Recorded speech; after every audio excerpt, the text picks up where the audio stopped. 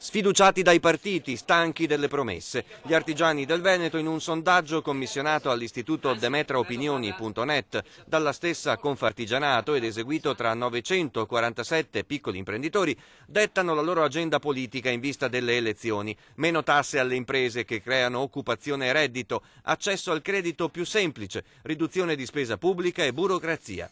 Dal sondaggio emerge anche che il 25% di loro non andrà a votare.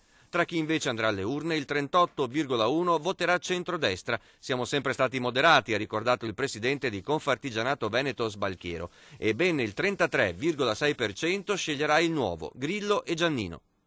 Il voto di protesta che va verso i movimenti di Grillo o di Giannino è perché si raccoglie anche in questi movimenti un parlare che va più verso il nostro linguaggio e il nostro modo di pensare e di operare.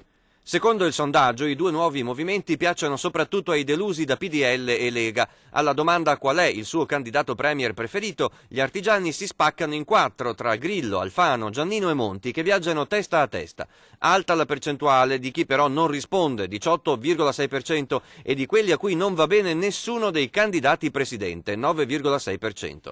Invece il leader politico in testa nella classifica della fiducia è il segretario della Lega Roberto Maroni. Capitolo tasse. Io credo che il continuare a insistere a lanciare slogan non sia molto produttivo per il nostro mondo, cioè non ci crediamo più. Da Mestre gli fa eco il presidente di Confindustria Veneto Andrea Tomat. Chi vincerà le elezioni riduca i costi della politica e metta in atto azioni semplici che restituiscano ai cittadini, alle imprese e all'associazionismo un paese normale.